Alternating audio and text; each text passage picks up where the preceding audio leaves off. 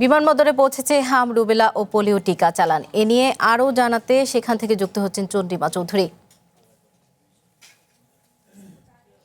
চন্দ্রিমা, হাম ও রুবেলা টিকার চালান কখন নাগাদ আসতে পারে বা এসেছে কিনা এবং কত পরিমাণ টিকা আসতে পারে, আমাদের বিস্তারিত একটু জানাবেন। এই মুহূর্তে আমি আছি হজরত শাহজালাল বিমানবন্দরে। এখানে হাম, রুবেলা এবং পোলিওর যে ওরাল টিকা সহ আরও 10 ধরনের টিকা এসে পৌঁছানোর কথা রয়েছে।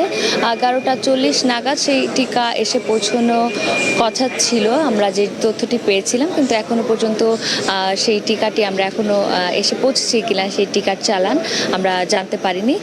আমাদের আরও কিছুক্ষণ অপেক্ষা করতে হবে এবং কত পরিমাণ চালান বা টিকা এখন পর্যন্ত এসেছে সেটি জানতে হলেও আমাদের কিছু অপেক্ষা করতে হবে।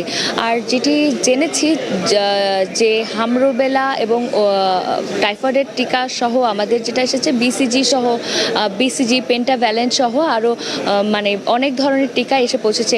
তার অবশ্য একটি কারণ রয়েছে যে সম্প্রতি হামরুবেলার কারণে সারা দেশে হামের প্রকোপ কিন্তু বিকট আকার ধারণ করেছে এবং এই পরিস্থিতিকে সামাল দিতেই কিন্তু জরুরি ক্যাম্পেইন সেবা চালু করা হয়েছে, যেখানে সকল শিশুকে টিকার আওতায় আনার চেষ্টা করা হচ্ছে। এবং এই যে টিকাগুলো, এগুলো কিন্তু আমরা যেটা বলতে পারি যে স্টকে থাকা যে টিকা সেটি অথবা ভর্তুকি টিকা বলা যেতে পারে, যে সেই টিকাগুলোই এখন ব্যবহার করা হচ্ছে। এবং এই টিকা কার্যক্রমটি চালিয়ে যাওয়ার জন্যে এই চালানগুলো আসা খুবই প্রয়োজন। এবং কি পরিমাণ চালান এখন আসছে এবং ভবিষ্যতে আরও এমন টিকা চালান আনা হবে কি না সেটা আমরা এখনো পর্যন্ত একদম সেটি জানতে পারিনি। তবে কিছুক্ষণের মধ্যেই আশা করা যাচ্ছে যে স্বাস্থ্যমন্ত্রী আমাদেরকে এখানে এসে একটি ব্রিফ করবেন, তার মাধ্যমে আমরা জানতে পারবো যে কী পরিমাণ টিকা এখানে এসে পৌঁছেছে। গতকালও কিন্তু হামে আক্রান্ত হয়ে 2 শিশুর মৃত্যু হয়েছে এবং হামের উপসর্গ নিয়ে 4 শিশুর মৃত্যু হয়েছে। এবং আমরা দেখছি যে মৃত্যুর সংখ্যা কিন্তু দিনকে দিন বেড়েই চলেছে এবং মৃত্যু কিন্তু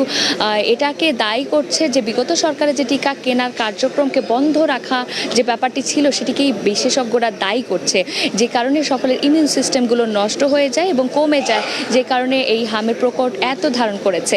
এই ছিল হজরত শাহজালাল বিমানবন্দর থেকে আমার কাছে সর্বশেষ। চন্দ্রিমা, ধন্যবাদ আপনাকে।